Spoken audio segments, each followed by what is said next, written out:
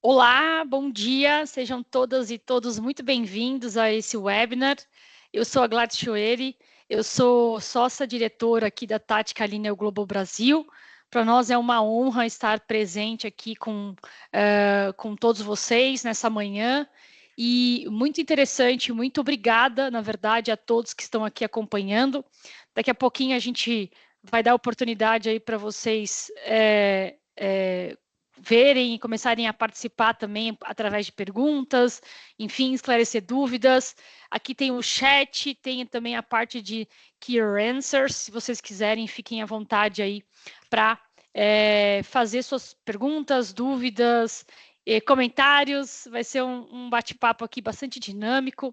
Eu tenho aqui comigo 3 profissionais bastante experientes no tema desse webinar do CPC 33, benefícios a empregados. E, de novo, para nós é uma grande honra aqui receber Marco Pontes, o Arnaldo, o Leandro e todos vocês que estão aqui nos assistindo. Bom, eu queria fazer uma breve apresentação da Tática antes da gente começar. A Tática Linea Global Brasil é uma empresa com mais de uma década de existência e sendo também dentro de um ecossistema aí maior da Linea Global Brasil. Hoje nós já estamos, né, em termos de companhia, né, de empresa de auditoria e consultoria, entre a nona maior empresa globalmente aí no mundo.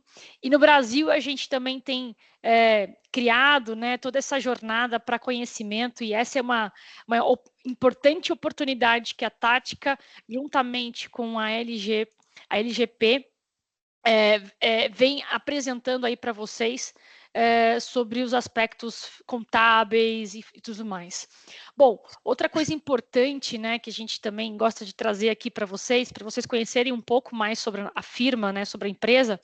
Hoje a gente também congrega a AG Brasil, que é a Linea Global Brasil, que temos aí inúmeras companhias associadas à Linea Global Brasil, inclusive a própria LGP, que é a empresa do Marco, né, o Marco Pontes, que vem trazendo também juntamente esses insights, essas ideias sobre o CPC 33. Bom, na sequência, né, eu quero só trazer também, em termos de atuação, nós temos aí uma atuação em grandes verticais, né? Estamos aí em várias cidades do país, então, para que vocês possam conhecer também a nossa capilaridade, como que a gente atua, isso é extremamente relevante aí para vocês cada vez mais conhecerem um pouquinho da firma.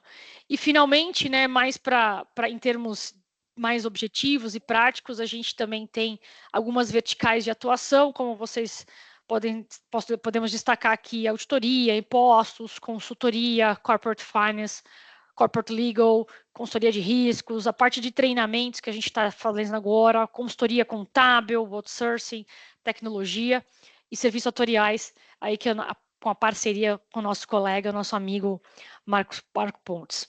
Bom, eu quero, então, devolver aqui a palavra ao Marco, né? Já fizemos aqui uma breve apresentação da Tática. Quero que, Marco, por favor, fique à vontade em começar essas provocações, né? Esses insights tão importantes do tema. Fique à vontade também de apresentar os nossos amigos, nossos convidados, e enquanto a gente vai coordenando aqui, eu estou no backstage para ajudar vocês no que for necessário, tá bom? Eu vou compartilhar aqui a tua apresentação.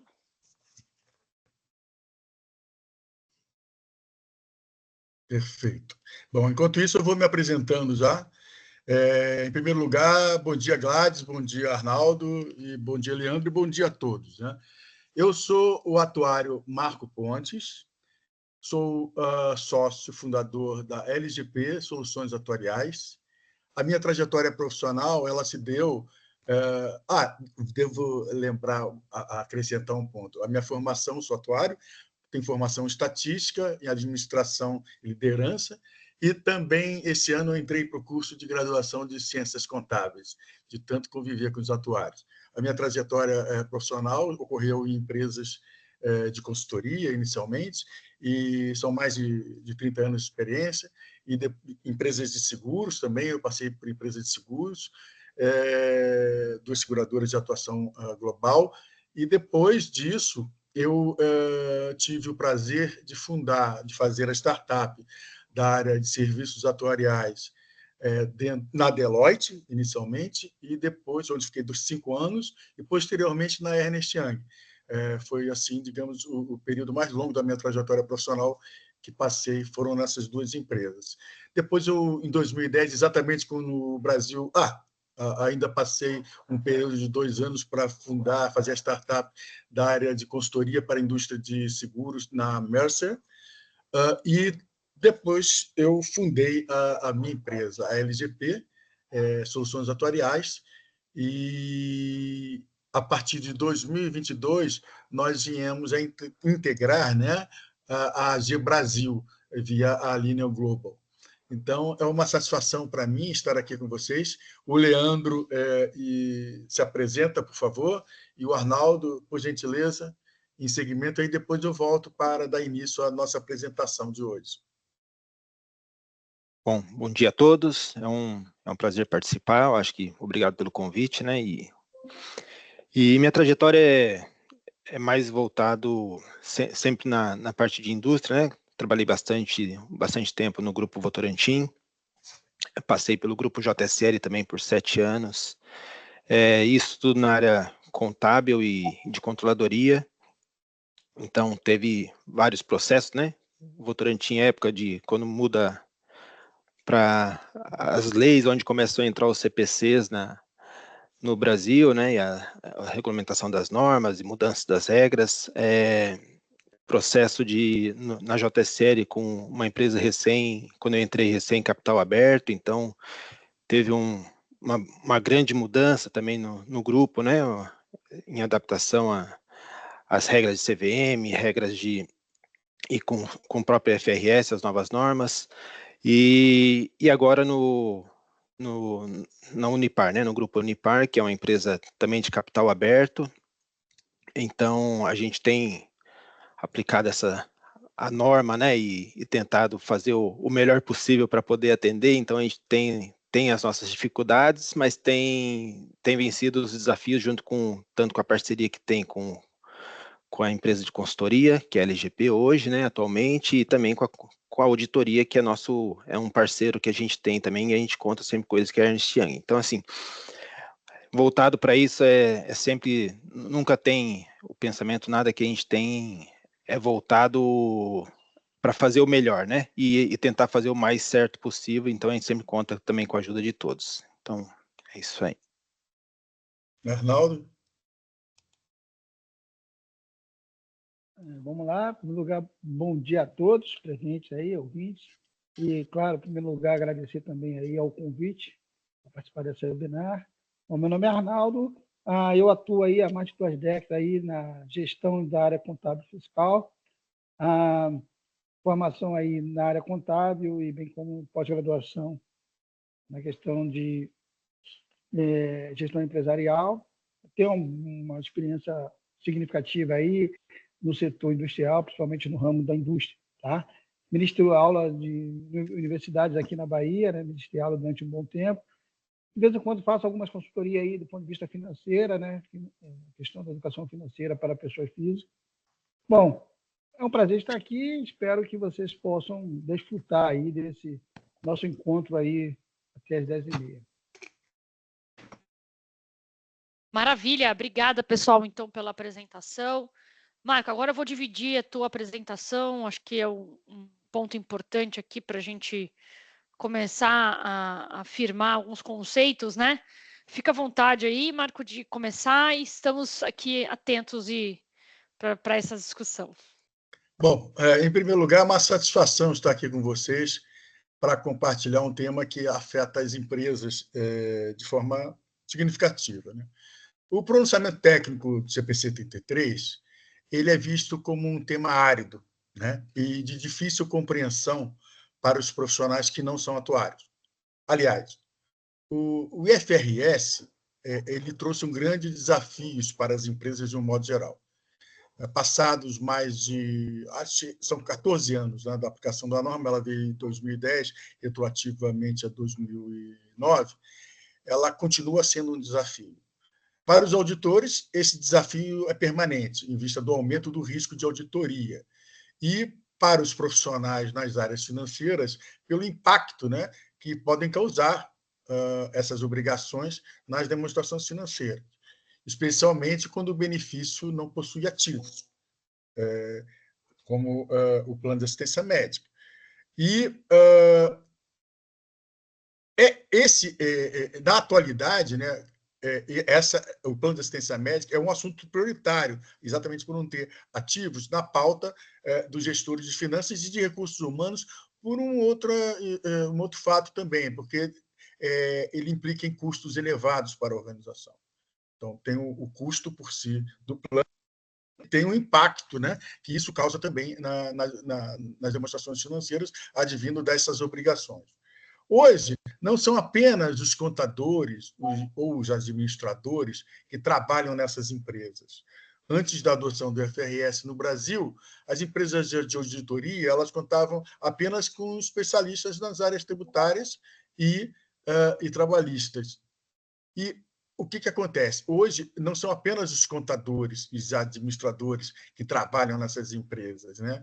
Antes da adoção do FRS no Brasil, as empresas de auditoria só contavam com esses profissionais, né? Contadores, basicamente. Eu me lembro que eu tentei vender o peixe para uma empresa aqui no Brasil e, por essa razão, eu fui acabar parando na Deloitte, depois na Ernst Young, e ele afirmou que não contratavam atuários, porque era uma empresa de consultoria. Na época era Arthur Andersen, né?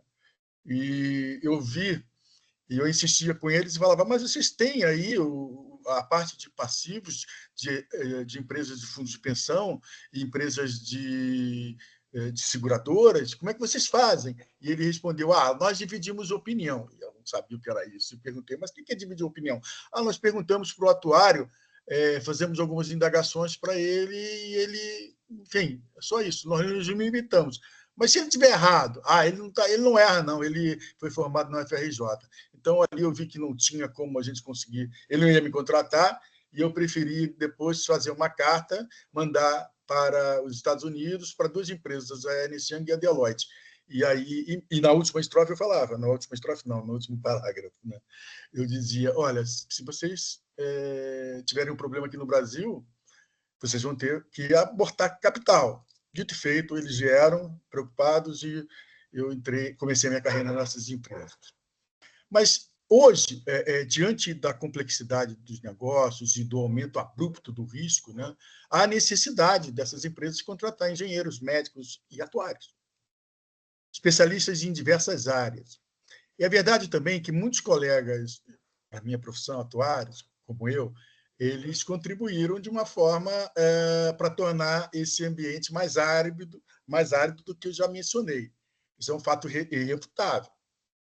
Essa mentalidade mudou muito, tem mudado muito. E eu espero que, ao final da minha fala, eu possa ter contribuído para trazer um pouco de luz sobre esse tema. Como eu já disse, o pronunciamento técnico, o CPC, é um dos temas mais complexos no âmbito do FRS. E antes de entrar propriamente nessa apresentação, que eu preparei, eu gostaria de fazer alguns alertas. Eu não tenho aqui nenhuma pretensão de mudar os pontos de vista das pessoas, tá? Acerca de temas que eu vou tratar. Mas tenho a intenção também de provocar reflexões para todos vocês.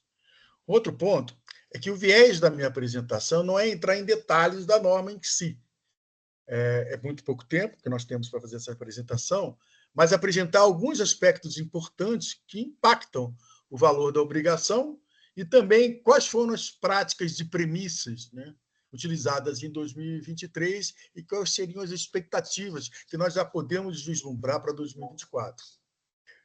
Recomendo também que, ao longo da apresentação, vocês se esforcem para deixar de lado algumas convicções, né, que eventualmente tenham quanto à nossa agenda. Anotem suas dúvidas e fiquem à vontade para expô-las ao final.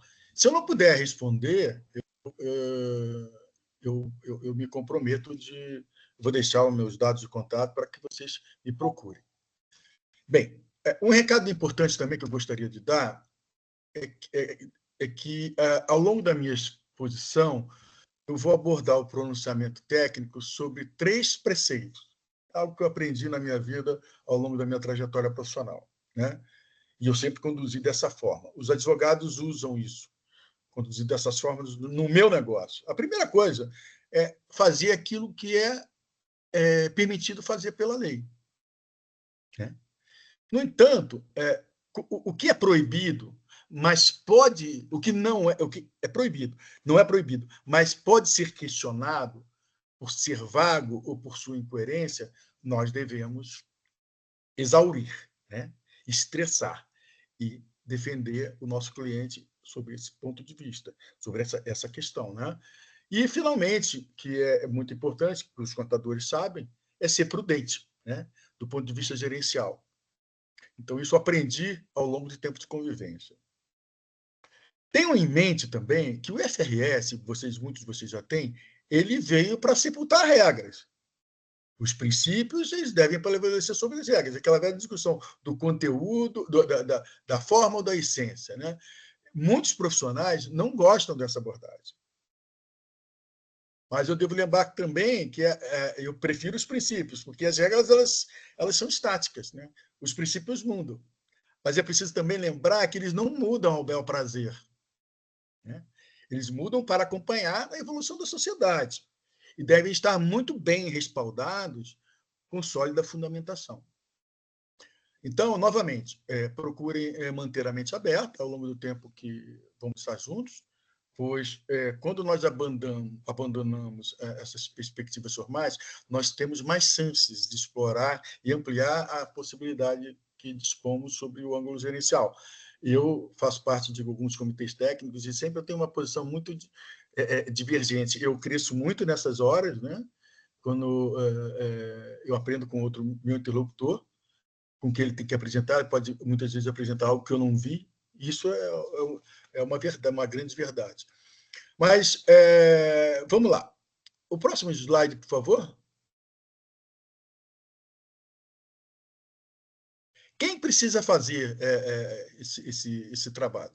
De cara, as companhias de capital aberto, que são obrigadas a fazer, aquelas empresas que são abrangidas pela Lei 11.638, as empresas que estão passando por processo de IPO ou due diligence, você não tem como deixar de fazer, porque o foco, principalmente nas empresas, quando faz esse trabalho principalmente de M&A, né? De venda ou compra, de aquisição, sempre é a visão trabalhista e sempre é a visão fiscal, de impostos. E muitas delas acabam comprando gato por lebre porque deixam de fora a due diligência atuarial, que tem uma forma mais semelhante a um iceberg. Quando ela aparece nas demonstrações financeiras, é uma ponta. Mas quando ela não aparece, aquilo tudo fica debaixo e ela vem em um determinado momento à tona. E aí que fica comprovado em muitas ocasiões. Eu tive situações em que a empresa avalia 2 bilhões e foi só de passivos atuariais foi reduzido o valor em 800 milhões. Né? Então, isso é um ponto importante a destacar.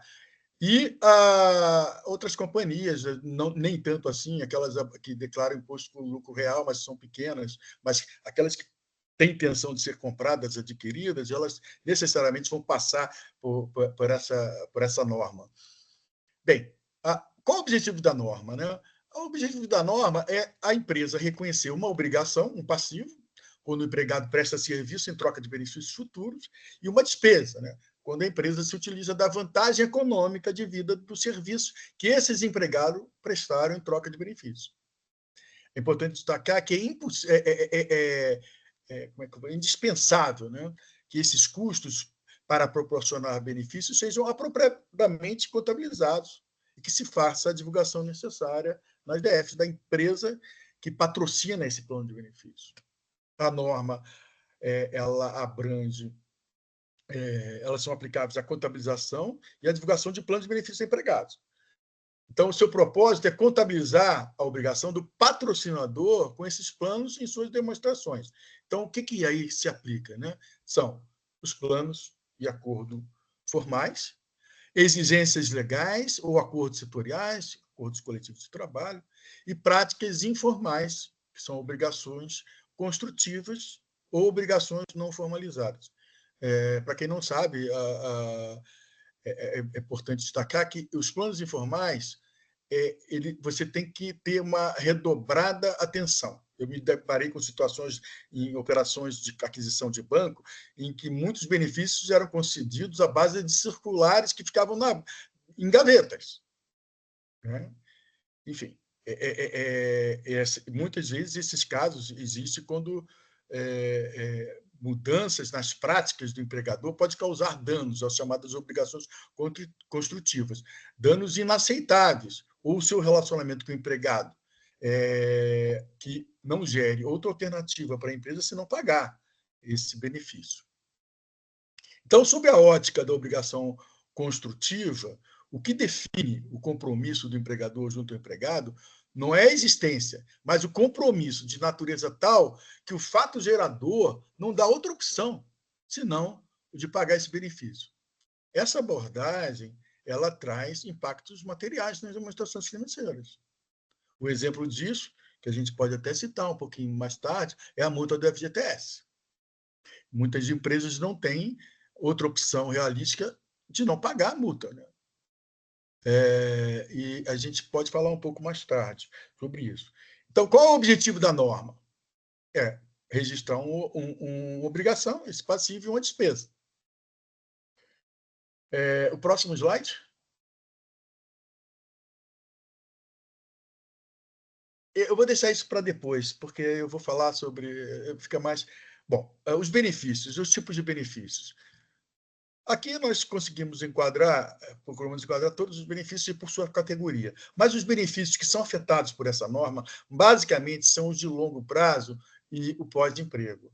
E alguns que estão no curto prazo, eles podem ser interpretados como também passíveis de contabilização, como o benefício, a participação nos lucros, o bônus, enfim.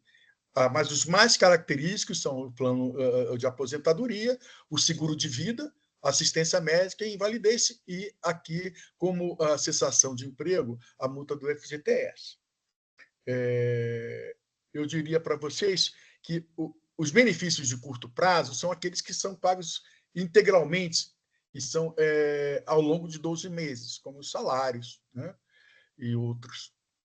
E os benefícios de longo prazo eles podem ser subdivididos de duas características: o pós-emprego, né, que são o plano de aposentadoria, plano de assistência médica, plano de demissão voluntária e a multa do FGTS, que é rescisório.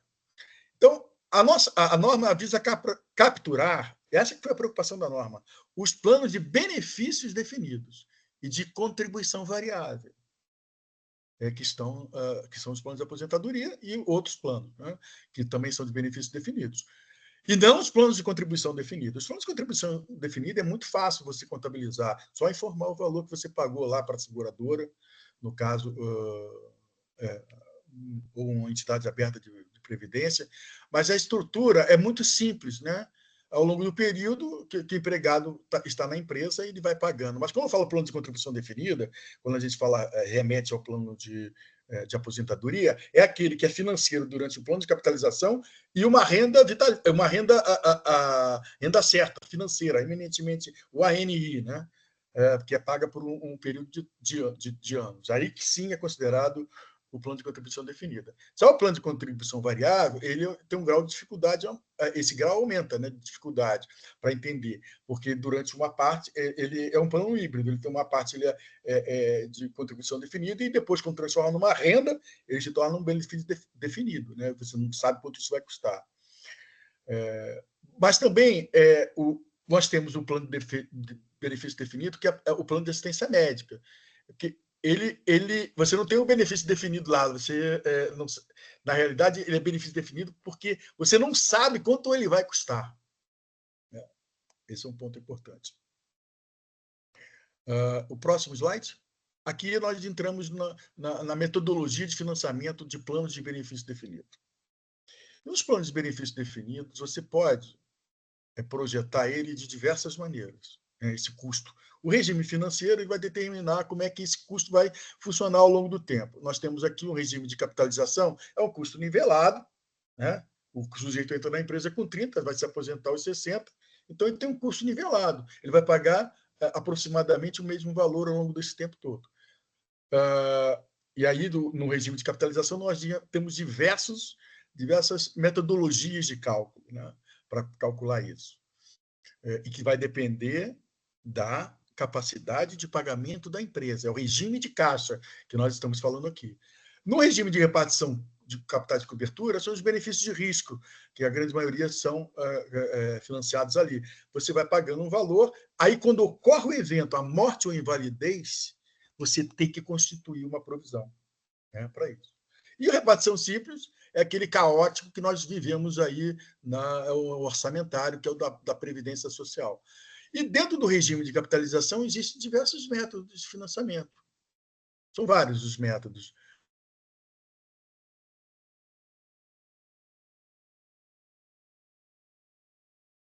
Acho que o Marco travou um pouquinho. Mas, normal de idade. Marco, você está me ouvindo? Sim. Ah, tá. Você travou só um pouquinho. Você pode repetir a sua última frase, por favor? No regime de capitalização, você tem diversos métodos de cálculo para determinar o custeio ao longo do tempo, né? Então, você tem o método de idade de entrada, você tem o método agregado, e esses métodos que aqui estão elencados, né? Nivelamento individual e combinação de vários deles. Então, é importante que isso fique muito claro. As empresas, elas pagam, eles financiam seus benefícios da forma que elas escolhem, que está em conformidade com a disponibilidade do seu caixa, né? Ela pode escolher por pagar menos no início do plano, pagar mais no final, ou escolher um modelo nivelado, né?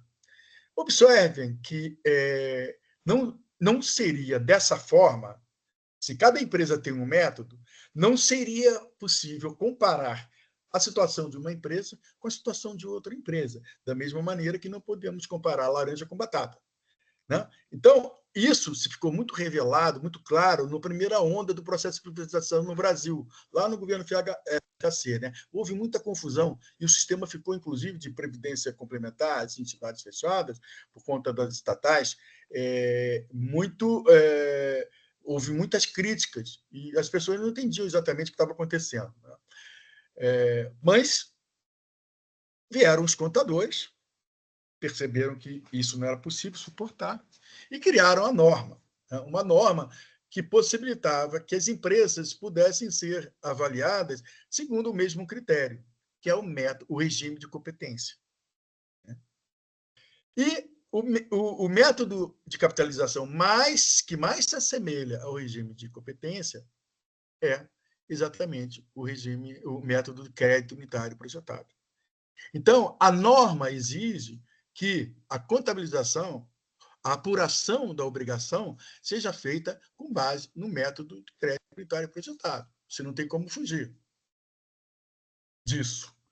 Por meio desse método, você pode comparar a empresa A com a empresa B e o acionista, finalmente, pode tomar uma decisão que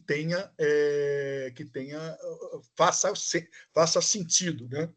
Então, esse é o principal ponto. Então, aqui eu vou explicar para vocês um processo de avaliação atuarial dentro desse método, que é o método de crédito unitário projetado. Imagina um sujeito que vai entrar na empresa com 30 anos e vai se aposentar aos 60 anos, né?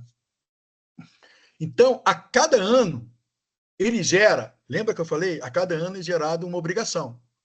A cada ano é gerada essa obrigação. Então, se você está na empresa e a empresa já está há 10 anos com esse plano, o sujeito está com 40 anos aí no caso, então ele já tem um passivo atrás. É um serviço passado que ele está trazendo. Essa obrigação a empresa já tem que reconhecer. Para o ano seguinte, vai ter que reconhecer mais um ano, um 30avos, né? Porque, de modo tal que a cada ano ele vai reconhecer que, quando chegar aos 60 anos, aquela provisão toda está constituída para pagar aquela renda vitalícia que ele vai receber até falecer, né? Isso considerando se a renda for cobrir apenas a vida dele. Se cobrir a vida da esposa, ele falece, a esposa continua a receber também. Então, essa é a ideia. Então, a empresa tem um lapso de 30 anos para financiar essa renda, começou com 30, vai aos 60. Depois que ele se aposentar, ele também vai continuar a receber essa renda, né? Seja por um período curto ou um período longo. Se é uma renda atuarial, sobre a cabeça dele, se ele morre no primeiro mês ou no segundo mês, acabou. Gerou um lucro para o fundo de pensão, porque esse lucro vai fazer ele pagar aqueles que vão sobreviver mais do que a tábua disse que iria viver. Né? O destino a Deus pertence. Mas nós, da Atuariza, até tentamos estimar. Tá? Então, dependendo da tábua que for utilizada, ele pode viver 15 anos ou menos, e até pode extrapolar isso. Se a pessoa for do sexo masculino, feminino, pode viver mais, né? Se bem que nós atuários aqui no Brasil já costumamos usar a mesma probabilidade para mulher e para homem, né? Porque acreditava-se que a mulher sobrevivia mais tempo. Hoje, por conta dela ter jornada dupla e tripla, ela está tendo o mesmo problema que o sexo masculino, problemas de infarto, AVCs e outros problemas mais. Então, é importante dizer também, dentro dessa pizzazinha aqui, que chamar a atenção, que nós estamos falando de períodos de tempo longuíssimo, né? De longo prazo, podemos períodos de 55 anos, de 60 anos. O que pode acontecer nesse período tão longo? Né? Qual vai ser a inflação? Qual vai ser a rotatividade da força de trabalho, né, nessas empresas? Qual será a taxa de juros? Como elas irão variar ao longo do tempo e impactar os fluxos financeiros? Como a gente pode ver, são muitas incertezas, são muitas premissas, né, que a gente trabalha, então, cenários de longo prazo. Qual vai ser o crescimento salarial dessa pessoa dentro da empresa, se nós estamos falando de um plano de aposentadoria? Qual vai ser o impacto de custo do plano de assistência médica no futuro? Enfim, são muitas indagações que nós fazemos. Por essa razão, nós temos que recalcular isso anualmente para refinar o valor daquela obrigação. E aí entra em campo as premissas, né? Então, você tem a tábua de mortalidade, a tábua de entrada em invalidez, de mortalidade e invalidez, temos a taxa de desconto, temos a taxa de inflação, temos a rotatividade, o retorno de investimentos, qual será o retorno de investimento, a entrada de aposentadoria pode ser mais aos 60, pode ser mais tarde um pouco. Enfim, qual vai ser o custo do HCCTR, que é a inflação médica? Qual vai ser a taxa da hipótese de crescimento dos custos médicos por envelhecimento? São dois tipos de taxas, enfim. E tem muitas premissas que nós consideramos. Bem, o próximo slide. Aqui essa premissa, esse quadro, ele apresenta aqui, para ser interpretado da seguinte maneira. Quanto maior for a premissa, qual o impacto que isso vai ter no passivo? Vamos ver aqui. Uma tábua biométrica, né?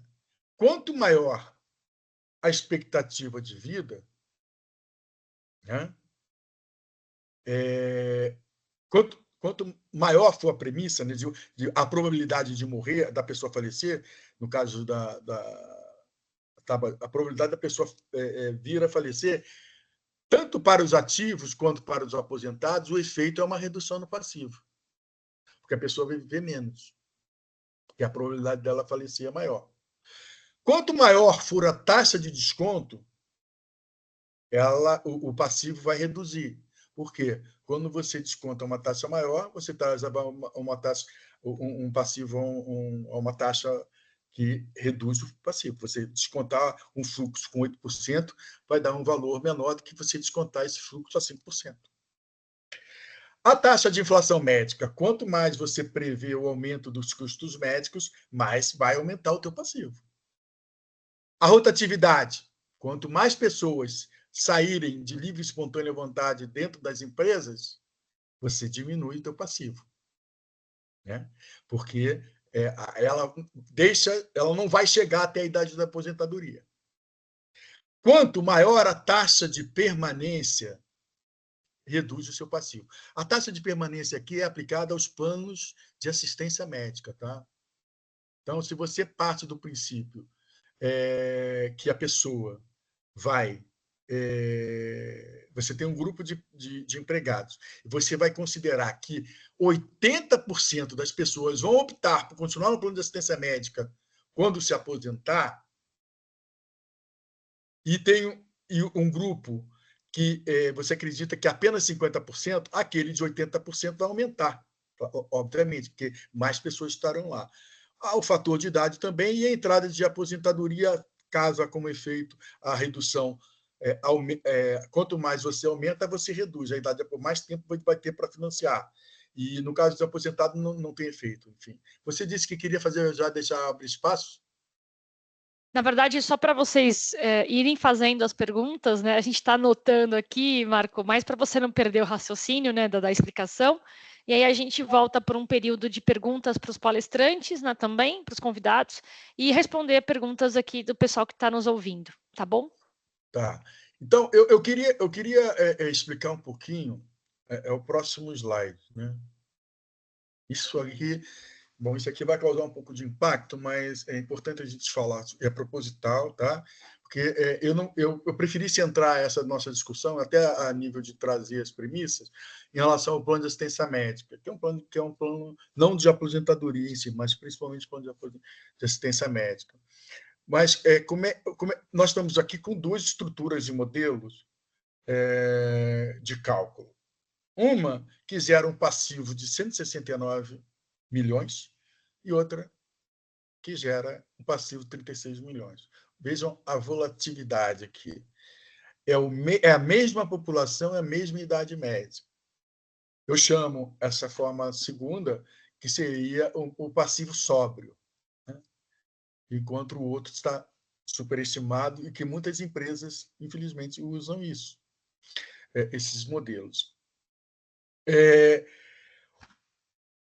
Eu atuo como consultor, né? E atuo também como auditor, né? E muitas vezes eu vi algumas empresas utilizar, elas partem do princípio que os trabalhadores aposentados optarão por permanecer no plano de assistência médica. E à medida que envelhece, os seus custos se tornam mais elevados. Assim, acabam por contaminar as contraprestações ou prêmios que a empresa tem que pagar, exclusivamente para a parcela de seus empregados ativos, para a operadora de saúde, que nós chamamos o chamado passivo de subsídio cruzado. Dessa forma, os encargos financeiros associados aos empregados aposentados que optam por permanecer passam a ser subsidiados pela empresa através de prêmio em nome dos empregados ativos. Essa metodologia ela parte do pressuposto que, para calcular o valor presente atuarial dos encargos financeiros do empregador, os trabalhadores aposentados podem optar por permanecer sob a égide da política da operadora de saúde. Para uma população que está aqui de 17 mil trabalhadores, que ainda tem 20 anos de serviço futuro médio esperado para se aposentar, algumas empresas elas estimam passivos de subsídio extremamente elevados, conforme podemos comprovar nesse exemplo aqui. Ora, esse valor de 169 milhões, eu costumo até... eu peguei aqui um caso real, tá? Eles costumam ser suficientes para pagar 20 anos de contribuição para todos os empregados ativos. Então, poder-se dizer que esse passivo ele é irreal, né? Então, obviamente, na primeira ocasião que eu me deparei com essa situação, eu questionei o quão sólida seria essa metodologia. E após examinar com bastante atenção, eu tenho duas grandes críticas. E a primeira é a metodologia de avaliação adotada. Não, para mim, não faz sentido, não é adequada, porque ela para captar o efeito do subsídio cruzado, ela introduz um viés de superestimação muito grande. Esse foi o primeiro ponto. E o segundo é que ela, por si só, ela é autocontraditória.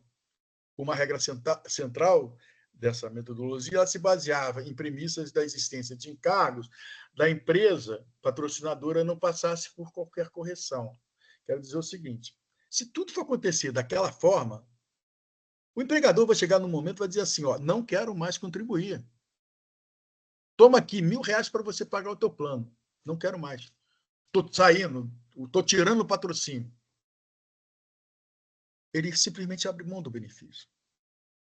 Vocês percebem? Então, esse meu ceticismo, ele se dá em primeiro lugar, porque os empregados, apesar de desejar muito permanecer no plano, eles tendem a não permanecer após a aposentadoria, porque a carga total de custos pode impedi-lo de tomar essa decisão, por mais que ele queira. Nós temos até situações que a família se reúne para ajudar no financiamento, mas na grande maioria, não. Então, normalmente, no Brasil, os empregados com remuneração muito baixa, elas optam por permanecer no plano de saúde, elas não optam por permanecer no plano, elas vão para a rede pública.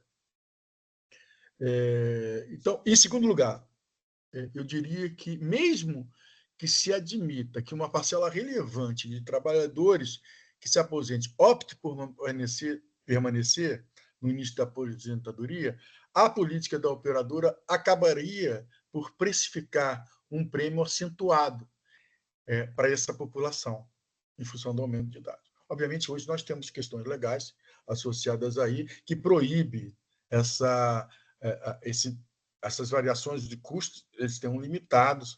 O mais idoso não pode pagar mais do que 500% da primeira faixa. Existe um tratamento fiscal e também as empresas estão impedidas de poder fazer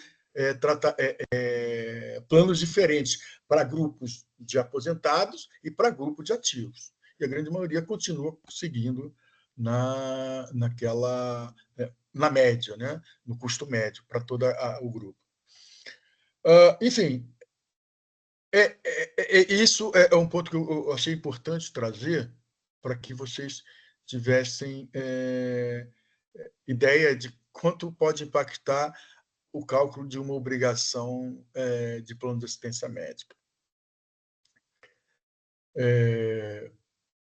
Agora, o próximo slide. Antes disso aí volta aquele outro slide, aquele que eu estava no início, que são... Esse aí, exato, esse eu não mostrei. Eu acho que esse aí é importante se a gente falar sobre os itens mínimos que a gente tem que ter aqui. A norma exige que você apresente uma conciliação de ativo e passivo. A norma exige que seja informado a despesa, o custo de serviço, o custo dos juros, essa aqui é a despesa. O custo de serviço é aquela parcela da pizza, né?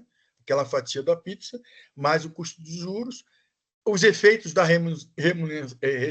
mensuração são os ganhos e perdas. A apresentação do fluxo de pagamento de benefícios e uma análise sensibilizadas. Vamos explicar como é que funciona esse mecanismo. Por que são exatamente esses pontos mínimos que tem que estar, que a norma exige. Quando o atuário está calculando o passivo no ano T, ele calculou o passivo no ano T. Esse passivo para o ano T+1 vai crescer com o aumento da despesa. Então, você tem conciliação, você tem um valor da obrigação e você já tem condição de estimar no ano T+1 quanto vai ser o passivo estimado. Então, e como é que esse passivo vai aumentar? Ele vai aumentar com o custo do serviço, que é aquela obrigação de um ano a mais, o aumento do custo do juros sobre aquele valor da obrigação, menos o que foi pago de benefício, que já está lá, pagamento dos benefícios, ele já tem condição de estimar o atuário. Então isso é o estimado. Isso aqui vai ser o estimado no ano T+1, no ano seguinte. Só que quando chega no ano T+1, o atuário recalcula o valor da obrigação para ver se aquilo deu certo. O valor da obrigação pode ter aumentado ou pode ter diminuído. Quando o valor aumenta da obrigação, é gerada uma perda atuarial. Aumentou o passivo. Quando o passivo diminui, é gerado um ganho atuarial. Então, essa perda, essas variações vai exatamente para os outros resultados abrangentes. E também é solicitada uma análise de sensibilidade. Se você teve uma taxa de desconto de 5%, você calcula o plano,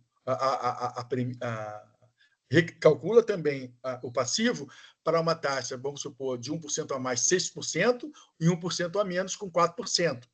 Aí que você vai examinar com o seu auditor a materialidade com relação aos números que ele encontrou. Então, é importante destacar isso para frisar mais por que os ganhos e perdas que eles são gerados. Eles são advindos de fatos inesperados, né? Podem ser desvios em relação à experiência, em relação ao esperado, pelas premissas atuariais. Eles podem ocorrer tanto do lado do ativo quanto do lado passivo. Então, se o atuário estimou que fossem falecer um número 10 pessoas e faleceram 12, houve uma perda atuarial aí, porque morreram mais 2 pessoas. Se a empresa teve uma redução no seu quadro profissional, houve um ganho, porque reduziu o tamanho do grupo de empregados. Se teve um aumento real de salário maior do que esperado, houve uma perda também. Se a empresa teve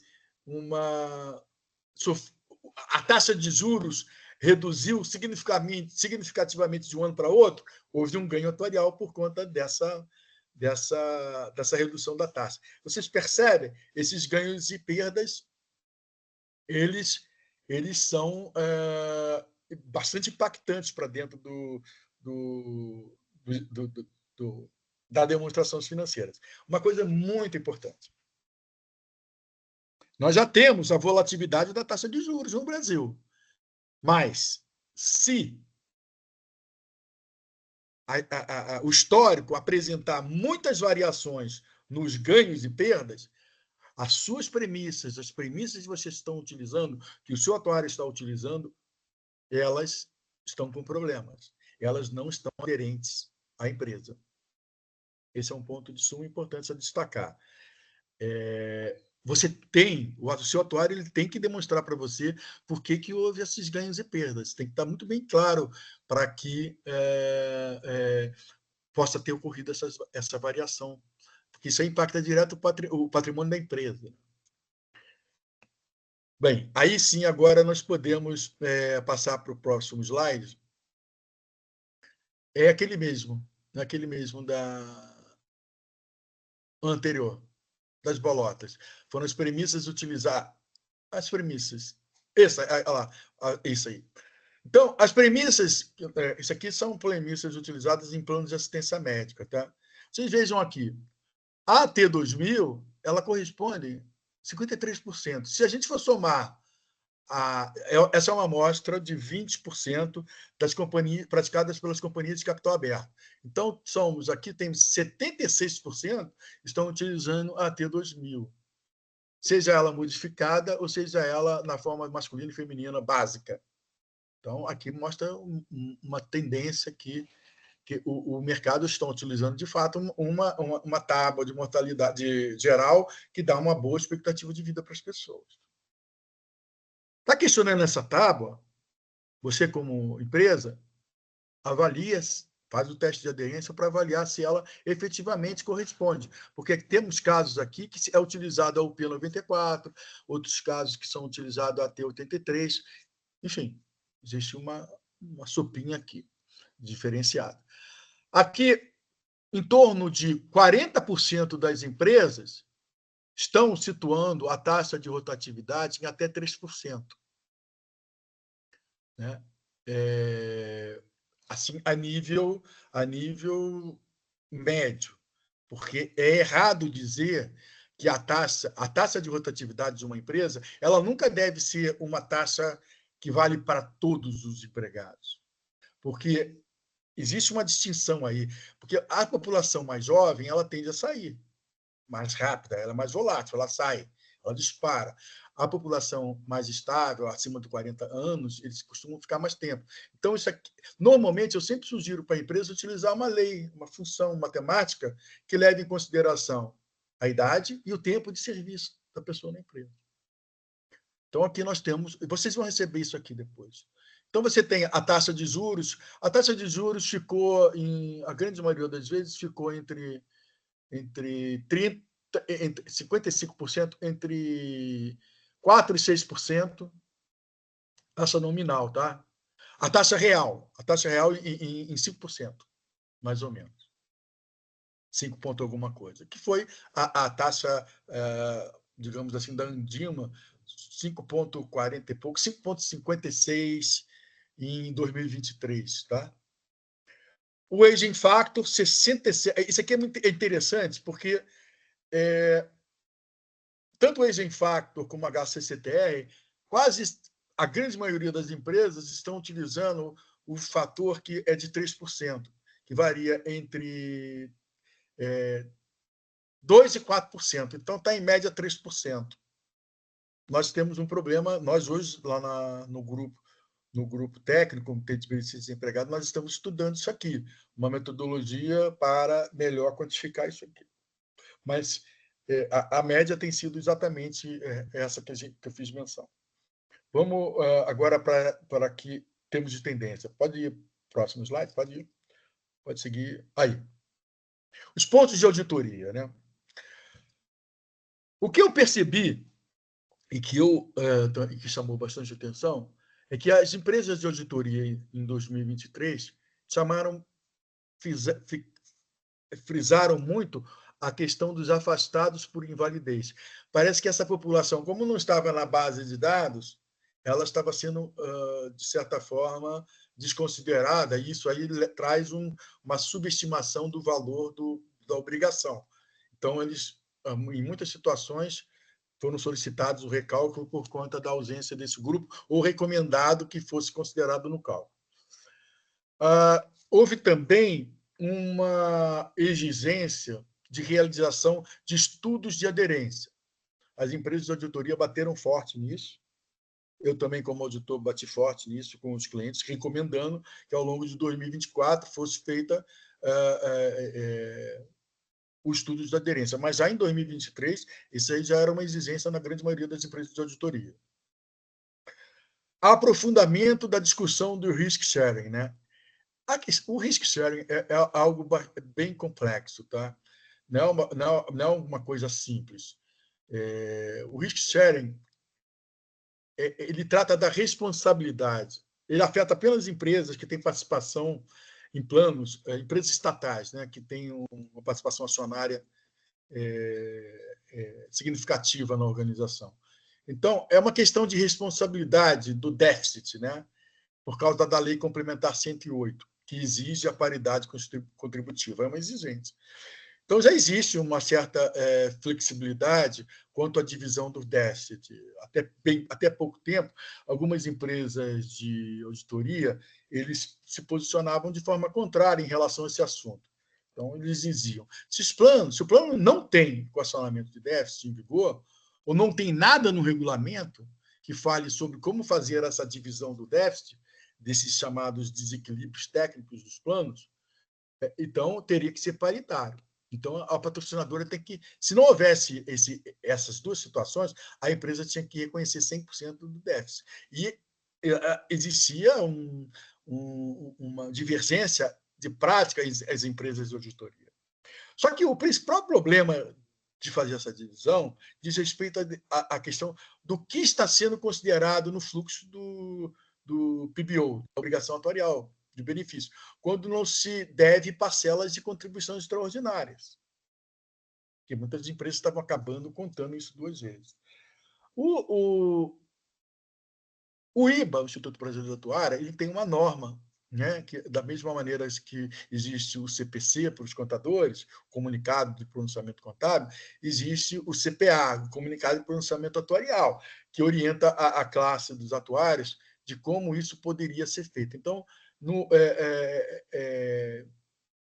parágrafo 87, talvez seja a forma de se tratar melhor isso, né? não me lembro exatamente do que fala aqui, mas ela trata do cálculo de como se calcula o valor presente das obrigações atuariais, para viabilizar, né, o pleito de algumas patrocinadoras. Bem, a questão do que nós temos aí para o futuro, né? O que pode acontecer em 2024?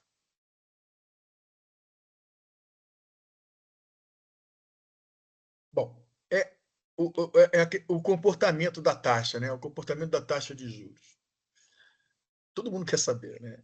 Eu coloquei que isso aqui é um fake news, né? Porque, na verdade, eu estou na mesma situação de vocês, né? Essa é a pergunta de ouro. Mas, apesar de não ser economista, não sermos, né, economistas, nós temos acompanhado para passo o comportamento da Selic, né, da taxa básica de juros. Ela já foi cortada de 13,75%, que foi o pico disso há 7 anos atrás, para os atuais 10,50%, em meio à queda da inflação no país.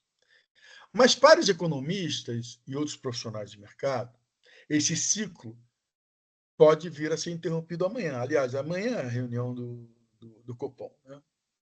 Já começaram, já estão em reunião. Mas amanhã eles concluem essa reunião, a reunião do Copom.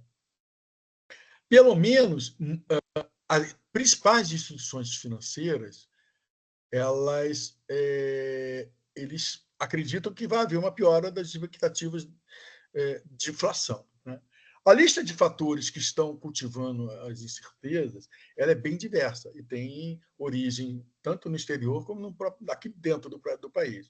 A principal delas é um fator político, pois no fim desse ano acaba o mandato do presidente Roberto Campos Neto. Então, nós sabemos que o governo ele tem uma opinião divergente ao presidente do Banco Central. E eles defendem uma redução da taxa de juros. E qual será a linha política do novo presidente, que vai ser indicado por esse governo? Diminuir. Todos nós acreditamos que sim, a não ser que os bancos façam uma exigência e enfim, façam a pressão e a sociedade faça a pressão para diminuir. O que eu posso achar, o que eu acredito que aconteça agora é que essa redução da taxa de juros que vinha acontecendo, ela vai deixar de acontecer a partir de amanhã, né? Ela pode, a troca do Banco Central é uma das principais incertezas que nós temos hoje, mas ela não é a única. Um outro fator também é a questão fiscal, em meio ao avanço, ao gasto empreendido por esse governo, né? As próprias despesas obrigatórias do governo. Então, no ambiente externo, nós temos um ambiente de guerras, nós temos a questão da eleição presidencial lá nos Estados Unidos, que também pode gerar inflação, gerar pressão inflacionária. Nós temos aqui bastante sinais de que a inflação ela pode voltar a crescer. E temos também a questão do dólar, né? A queda da Bolsa de Valores, o aumento de dólar. Então, são muitas incertezas. Mas o que eu percebo nas conversas que eu tenho é que existe um pessimismo muito grande no ar, né? Na pesquisa que o Banco Central faz, com mais de 100 especialistas, que está no Boletim Focus, que nós temos que nós atuários costumamos consultar para estimar a inflação do ano seguinte em nossos trabalhos. Então, é esperado uma inflação para o final do ano de 3,90%, que ela está bem acima das projeções feitas inicialmente. Então, nós sabemos que a mão do Banco Central, nesse momento, é importante. Isso me leva a crer que amanhã, a partir de amanhã, essa coisa de reduzir a taxa de juros cesse. Ou vai ser mantido, o cenário mais provável é de ser mantido, né? Mas a ação do Banco Central vai ser muito importante, pois a experiência ela demonstra que se as empresas acreditam, né, que os preços vão subir, elas já começam, por antecipação, a reajustar os seus produtos e seus serviços, até como uma forma de se defender. Bem, Tem a questão da multa do FGTS, que eu acredito que vai ser retomado, né? Nós, aqui no Brasil, nós poderíamos ter 3 formas de tratar a multa do FGTS. Existem 3 alternativas para mensurar e fazer esse reconhecimento. A primeira delas é como é feita hoje, é o reconhecimento integral na decisão da demissão do empregado. Essa é a forma que a maioria das empresas faz. Uma outra alternativa é feita pelo reconhecimento da expectativa de desembolso na contratação do empregado. Isso é, você começa a contabilizar a multa a partir do momento que a empresa admite esse empregado, considerando que existe a possibilidade de demiti-lo. Então, o passivo passa a ser avaliado pela aplicação da probabilidade de demissão sem justa causa trazida a valor presente, conforme é preconizado lá no CPC 12, que trata de ajuste a valor presente. E a terceira possibilidade é fazer o reconhecimento ao longo do contrato de serviço do empregado. Esse é o ponto que eu gostaria de trazer para a reflexão de vocês. Ele, para mim, parece muito mais aliado ao que de fato acontece na primeira empresa. Diferente da primeira alternativa, que reconhece no momento da demissão ou no momento da assinatura do contrato, né? O mérito de você reconhecer ao longo do contrato de trabalho é porque o custo da multa, você consegue suavizar esse custo, né? Na primeira vez que eu me deparei com o impacto do FRS, para entender o que era a reconhecimento da despesa ao longo da cadeia de produção, o exemplo que me foi mostrado foi o exemplo do bezerro, né? Porque antes se reconhecia a despesa, a pecuária, por exemplo, só quando era vendida a carne no balcão do açougue, né? E não ao longo da cadeia de produção, que envolve o período de alimentação, de fecundação, né? do bezerro, depois tem a da engorda, e depois você leva para mata, leva para o frigorífico, então até vender. Então, eu descobri que existe um ciclo de 9 meses e meio. O bezerro demora 9 meses e meio. E por que não fazer dessa forma também ao longo da cadeia, né? É um benefício definido. Então, se o empregado gera receita para a empresa de maneira uniforme, durante seu contrato de trabalho, não há motivos para que parte do custo do empregado seja reconhecido apenas, não seja reconhecido apenas no início ou no final. Então, eu percebo que existe uma resistência muito grande também de profissionais que se posicionam ao contrário dessa forma de reconhecimento. E eles se baseiam no entendimento que isso seria um passivo contingencial e não daria para estimar. Seria o CPC 25. Eu discordo disso, eu tenho um ponto de vista, eu respeito quem tem um outro ponto de vista, mas eu tenho bons argumentos, muito bons argumentos, para entender que essa questão vai aumentar ao longo desse próximo ano. Eu falei bastante, né? Eu acho que muito bom, Marco. Vou abrir espaço para vocês aí. Muito bom, obrigada. Acho que essa primeira parte do nosso webinar é extremamente importante, né, para a gente realmente ter os conceitos fundamentais. Eu vou passar aqui rapidamente para as perguntas que temos dos nossos... Eu já discordo da multa do FGTS, do Marco. Já não... A gente pode discutir, não foi isso? Boa, obrigada, Leandro. Eu vou passar rapidamente para as perguntas que tem aqui no chat, começando com a pergunta do nosso sócio aqui, Eduardo Viana, mas eu vou também deixar aqui para os nossos convidados, queridos convidados, para que vocês também... eu tenho mais 2 perguntas aqui importantes, tendo em vista aqui, de modo bastante geral, aqui, aquilo que o Marco trouxe para a gente. A gente pode afirmar, vou direcionar aqui tanto para o Leandro como também para o próprio Arnaldo, a gente pode afirmar que durante essa jornada, né, quase que 14 anos, após 14 anos da aplicação da norma, né, essa norma do CP 73, os conceitos relacionados ao CPC 33, eles estão aí consolidados no mercado? Queria ouvir a opinião de vocês para trazer essa provocação e, na sequência, a gente vai responder as nossas perguntas aqui dos nossos colegas. Então, bom, posso começar? Bom, eu entendo que ela vem evoluindo bastante, né? Eu acho que todo ano tem os pontos de discussão, né? Tanto que o Marco colocou no slide 2023 e a perspectiva para 2024, tem pontos que vêm sendo discutidos e tem, cada vez, eu acho que, diminuído os gaps, né? Entre entendimento do que realmente diz a norma e do que realmente é aplicável na norma, né? Eu tenho algum ponto sobre FRS que, às vezes, muitos esquecem, né? A essência sobre a forma nem sempre está sendo aplicado, né? Ou está sendo pensado nisso daí. Então, assim, a norma ela é cara crachá. Se talvez a gente for aderir à norma 100%, né? O que está escrito, às vezes não é aplicável em todos os negócios, em todas as empresas. Então, a gente tem que pensar um pouco fora da caixa e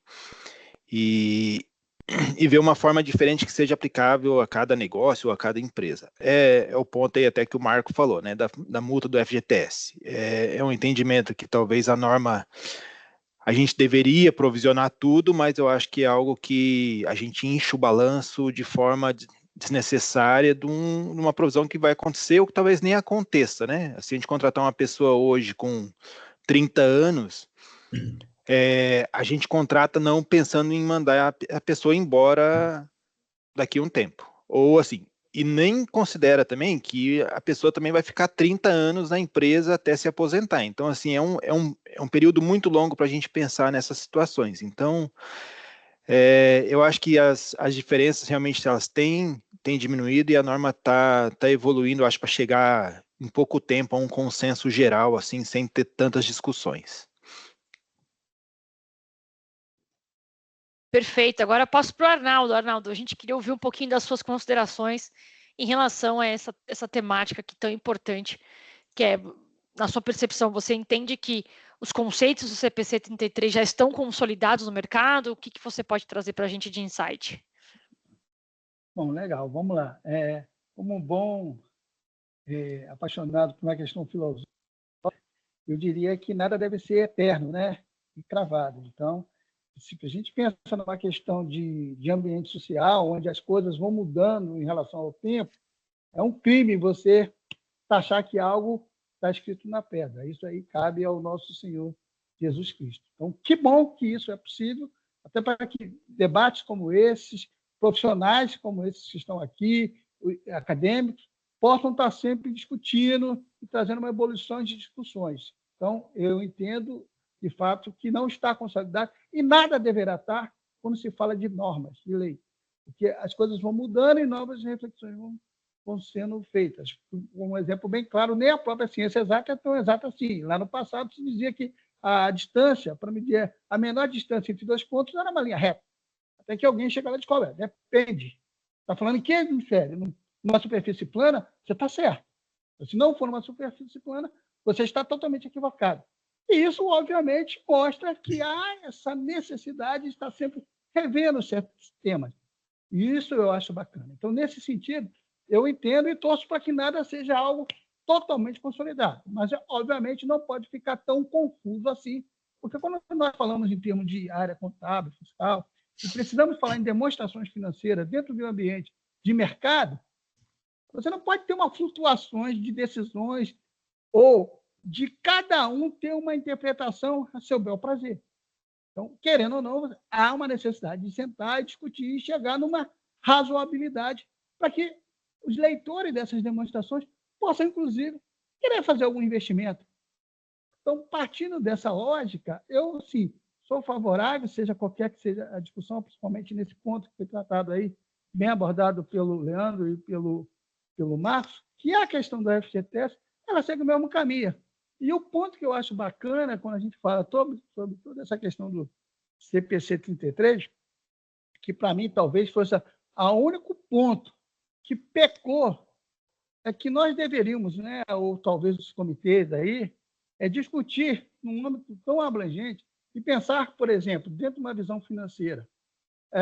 E aí eu dou esse exemplo, para mim, é um exemplo muito fácil, do hedge account. Você ter a possibilidade de decidir em que momento você estaria realizando isso na despesa. Ou seja, você reconhece um passivo, uma obrigação, você deixa, sai da questão oculta, o registro de alguns benefícios pós-emprego, ele seja registrado, por exemplo, a multa do FGTS, porém, jamais descarregar obrigatoriamente no resultado. Então, no caso do Head Account, para quem tem uma ideia rapidamente, você faz uma dívida em dólar, onde o vencimento, se você tem uma carência de 18 meses, por exemplo, você só vai pagar essa dívida daqui a 18 meses.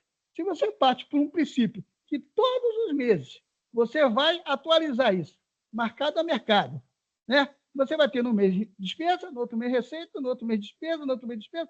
Mas, na realidade, essa dívida em si que você deve, e está registrada lá na sua obrigação, no seu passivo, ela só vai ser confirmada no final do vencimento. E aí sim, você sabe de fato que você teve um resultado positivo ou negativo. E muitas das vezes, países como o nosso, você tem resultado positivo, porque a gente não sabe a perspectiva a nível governamental do que acontece. Então, na minha ótica, essa permissibilidade de reconhecer o passivo é ok. Aonde despesar, que eu acho que deveria ter um consenso aí, no caso do Oibracon, junto com os grandes atuários aí, como o Marco, e debater para o seguinte: olha, a gente pode deixar isso, alocar como opção no patrimônio líquido, lá no PL, e cada um entende e faz a sua análise no momento que ele precisa despejar isso, diante de uma expectativa que ele enxerga ao longo do tempo. Então, seria algo mais ou menos parecido com o que se diz no pronunciamento do CPC 25, de provisões, né? Então, você vai buscar exatamente toda essa questão. Agora, obviamente, você é uma empresa que tem, basicamente, seu quadro trabalhando, executando trabalhos com demandas já determinadas, em que você tem apenas um pequeno grupo de pessoas que são permanentes na empresa, não faz sentido você não reconhecer essa despesa, né? Não, perdão, faz sentido você reconhecer essa despesa e essa contrapartida não é obrigação, porque você sabe exatamente que 70% ou mais da equipe que ali está, ela vai ser tratada por uma questão temporária. Apenas os mestres, né, os gestores, é que ficam permanentes. Então, por isso que eu acho, e sou da linha, né, partidária de discutir, não a questão do posicionamento dessa obrigação na obrigação, né? Para mim, é líquido e certo, até para que os leitores das demonstrações entendam que existe um passivo que precisava ser trazido à tona. Mas a questão de lançar ou não no resultado passaria por todos os critérios e premissas que o Marco bem colocou aí, de análise, de avaliação, de expectativa. E aí, sim, dar a opção da empresa, né, do gestor da área contábil, decidir o melhor momento de lançar isso no resultado, mas deixaria lá no PL. Muito bom. Essa seria minha contribuição aí nesse aspecto. Excelente. Eu tenho uma pergunta e tenho algumas colocações aqui dos nossos participantes. Eu vou começar com uma pergunta, porque do Eduardo Viana. Aí eu vou direcionar para o Marco, mas aí o Marco, se eventualmente quiser passar também para outra pessoa, fica à vontade. O Eduardo Viana, sócio aqui da Tática, ele pergunta aqui: já existe alguma expectativa em relação ao impacto do IFRS 18 ou 19 em termos de divulgações de notas explicativas, Marco? Você tem essa visibilidade? Nós estamos analisando isso no Comitê de Benefícios Empregados. O objetivo do 18, principalmente, é trazer mais as divulgações, tornar mais transparente, né? E são abordados diversos pontos lá. Mas o CPC 33, a nível de informação, está tão bem elaborado, foi tão bem elaborado, que eu não creio que vai trazer o impacto ali, não. Eu acho que não existe muito ali para demonstrar mais do que já está no CPC 23, que foi bastante exaurido. Então, até voltando a essa pergunta que você fez para os dois, eu entendo que lá que é relativo essa questão estar consolidado no mercado. Para você ter uma ideia, no âmbito do comitê, eu sou diretor técnico do Instituto Brasileiro de Atuária e sou diretor também do Comitê de Benefícios dos Empregados. Dentro do Comitê de Benefícios dos Empregados, nós temos 9 grupos de trabalho. discutindo questões polêmicas na comunidade atuarial sob pontos de vistas de tratamento. Por exemplo, em 2018, nós fizemos o primeiro CPA para tratar de risk sharing. Nós reabrimos agora para rediscutir isso, porque houve evolução de entendimento. Nós temos uma questão muito importante relacionada à taxa de juros, né? A taxa de juros que as empresas praticam, normalmente, é a taxa determinada baseada em título público do governo, as chamadas NTNBs. Então, desde o início, desde a primeira aplicação da norma, tem sido feito com base na norma da NTNB, publicada pela Ambima. Você tem as durations, com base nas durations você calcula. Agora, no berço da norma do FRS, da Comunidade Europeia, é prevista a utilização de títulos privados, porque lá existe um mercado profundo de debêntures corporativas. Aqui no Brasil, existe ou não existe? Existe. Essa é uma questão que está sendo discutida. E hoje, nós, no Comitê de Benefícios, estamos discutindo essa possibilidade. Mas essa discussão sempre vem à tona quando a taxa de juros começa a declinar, a baixar, porque, de fato, tem um impacto significativo dentro dos balanços das empresas. Então, com relação... Está bem consolidado? Está muito mais do que estava em 2010, né? E hoje nós temos muitas outras questões onde as pessoas pensam diferente. Se temos esses questionamentos dentro da comunidade atuarial, nós diríamos também, com certeza, que tem dentro da comunidade contábil, como é o caso da multa do FGTS, que eu sou totalmente defensor disso, e eu acredito que isso vai evoluir nos próximos anos. Esse ano vai ser um ano de discussão forte. Eu vou dar alguns exemplos aqui para vocês, só para justificar. É um plano de benefício definido? A multa? É. O empregado vê isso como um benefício? Vê. É uma informação importante para o acionista? É. É considerado na hora que você adquire uma empresa? Ninguém adquire uma empresa sem considerar a avaliação da situação do FGTS, da empresa. É uma situação polêmica? É. O que dizer de um gestor financeiro que assume uma posição numa determinada empresa? Ocorre um plano de demissão voluntária. Ele tem que demitir pessoas que têm longo tempo de empresa. Ele tem que demitir. Ele vai ser mal avaliado injustamente porque está tendo que demitir uma pessoa que não estava, que não foi ele que contratou? Outro ponto de reflexão que eu gostaria de trazer. Agora, por ocasião da pandemia, muitas empresas deram a ordem lá de cima.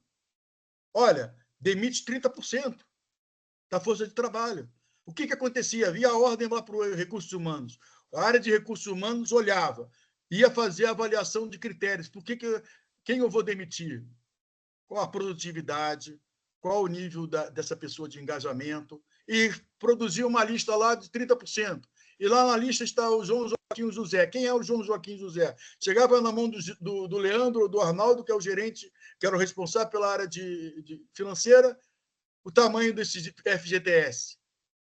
Não posso demitir esses caras. Se eu demitir esses caras, o que vai acontecer? O meu resultado vai impactar o resultado da companhia. Não, volta. O que a empresa contrariado? O que o Recursos Humanos faz? Demite os jovens talentos, que vai para a concorrência, e o João Joaquim José, desmotivado, que está esperando ser demitido, não vai pedir demissão, fica na empresa. Então, aquelas empresas que tinham a provisão constituída não tiveram problema. As outras, vocês podem ter certeza que tiveram um brutal impacto nas suas demonstrações financeiras. Ou seja, é um tema polêmico que ele só vai ser resolvido com base na consciência da própria empresa em relação a esse assunto, né? Eu acredito que as coisas evoluem, né? Eu acho que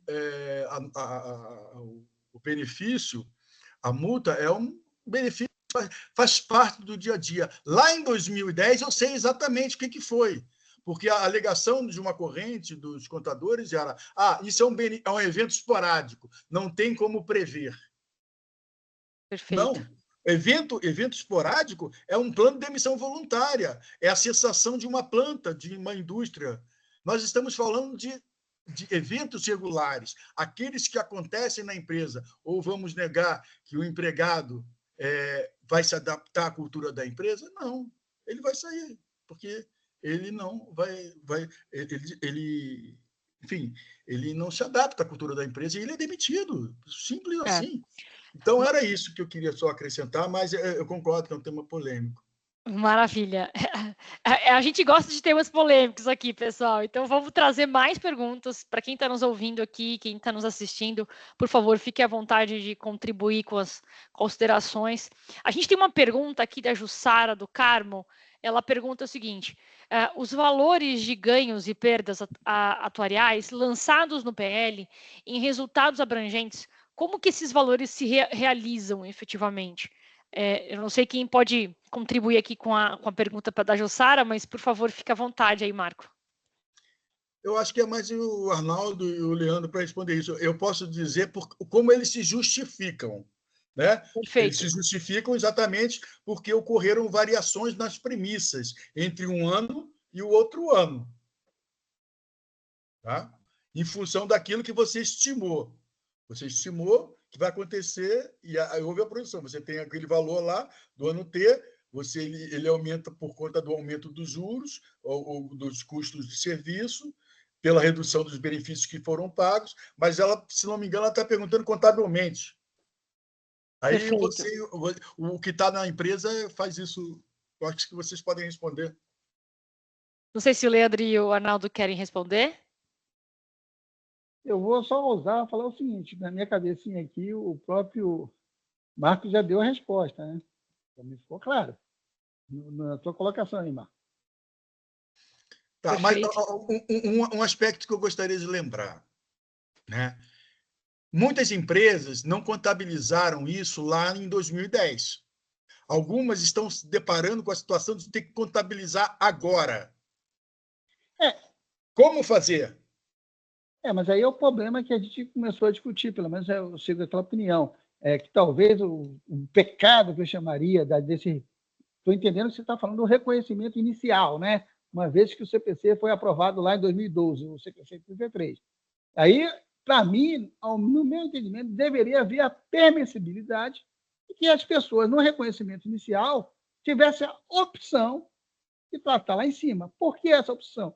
Porque isso é trágico para um leitor das demonstrações financeiras pegar uma empresa que vem há séculos, há décadas, com benefício pós-emprego e com um volume grande de funcionários, colaboradores, e despejar simplesmente porque aquele evento já ocorreu lá atrás.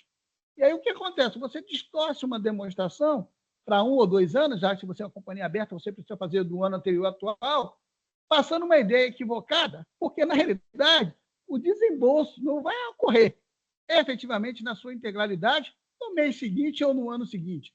E aí isso cria um grande problema para o mercado e principalmente para o profissional, porque esse é o grande problema que eu vejo para nós enquanto profissionais da área contábil.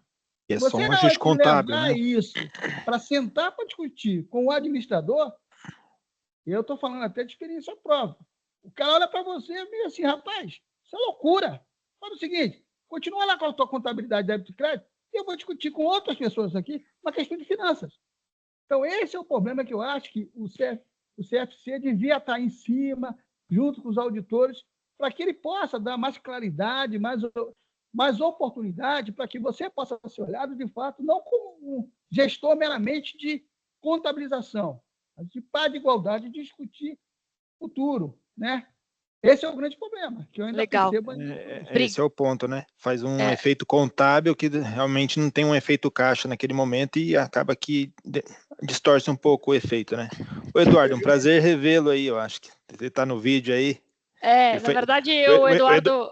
Eduardo foi meu auditor, porque se eu falar alguma coisa errada aqui, ele já pode brigar comigo aí. Boa, muito bom. Acho que só na oportunidade, só para falar aqui para os nossos ouvintes, o Eduardo também é um sócio aqui da área de auditoria e consultoria da Tática, e ele quer trazer alguns insights também sobre a temática que a nossa colega a Jussara trouxe aí, sobre os aspectos contábeis, principalmente, que eu acho que vai enriquecer mais ainda a nossa discussão em termos práticos aqui. Eduardo. Era essa a minha preocupação, sabe, Eduardo? Se nós tínhamos respondido a Jussara, mas, por favor. Não existe autossegurança, né? Mas vamos lá. Parabéns aí, Marco, pela apresentação, né? Assunto aí riquíssimo, né? Nível de detalhamento muito grande para um especialista como você. O CPC ele tem essa e parabéns aí, Gladys, também pela, né, por organizar o evento. O Leandro, de fato, é um colega aí de muitos anos já, muitas noites aí no nosso antigo IPO, mas sobrevivemos, né, Leandro? Cá estamos, né? E o Arnaldo aí, satisfação, Arnaldo. Eu acho que partindo de trás para frente aí foi boa sua colocação. Obrigado. Existem movimentos aí fortes dos CRCs e do CFC para trazer mais clarificação, né, em todos esses aspectos. Tentando ser objetivo ali com a Jussara, o que acontece, né?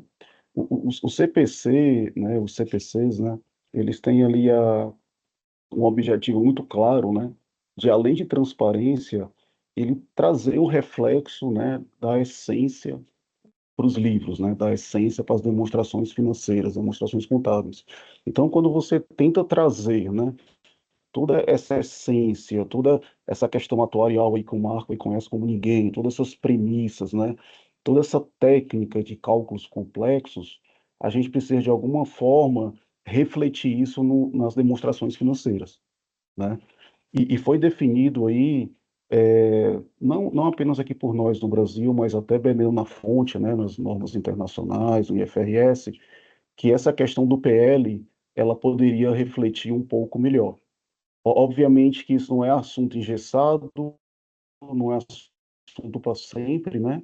E muito menos uma ciência exata, né? A contabilidade, ela é uma ciência social, né, aplicada, né? Então, não é engessado essa definição até o momento. Os CPCs, eles sofrem revisões, eu acho que todos nós sabemos disso, né? E os CPCs também, eles têm orientações, que é o OCPC, e interpretações, que é o ICPC, para clarificar assuntos aí mais específicos, tá? Então, tentando ser objetivo e tentando responder aí a Jussara, né, é um momento de tentar refletir, né, a operação aí nesse momento, tá? Não é... E como é que ela se realiza? Ela se realiza com a mudança das premissas, o maturamento, né, das premissas que vão evoluindo durante, né, o ano, durante os exercícios, né? E também a questão de assuntos novos, como o Marco colocou bem aí, questão de fatores, né? Fatores aí que ele tratou como premissas de se o funcionário a invalidez, qual é a quantidade, como é que está essa curva de crescimento ou de decrescimento. E assim, Gladys, só permita fazer uma consideração com relação a esse tópico aqui, que gerou até uma certa opiniões divergentes, isso é legal, que é a questão da multa do FGTS, né? Tentar ser bem objetivo, tá, gente? Quando a gente fala aqui no nosso mundo aqui de CPC, a gente tem que ter muito cuidado qual é o fundamento que eu tenho, fundamento técnico, tá, gente? O fundamento técnico para eu fazer uma provisão, tá? Toda provisão que existe hoje na contabilidade, ela demanda um embasamento técnico. Talvez aqui a maioria seja da época que provisão era bom. Você lembra? É da sua época, Gladys, isso, né? Antigamente, a provisão é bom, é conservador, vamos fazer provisão. O Leandro aí se lembra, eu até ri um pouco. Então, assim, hoje não é mais assim, gente. Toda provisão precisa do embasamento técnico. E como o Leandro colocou, a questão do... Para eu fazer uma provisão de uma coisa que não aconteceu ainda, né? É difícil ter esse fundamento, tá? É difícil esse fundamento, né? Preciso ter um evento passado para eu começar a procurar estimativas, que é complexo, tá, gente? Para chegar numa provisão, tá? Então, a minha contribuição, né, Gladys, desculpa aí ter estendido, é mais nesse sentido. E parabéns aí, Marco. Bom, eu estou vendo aqui o quadro, teve uma pessoa que perguntou aqui,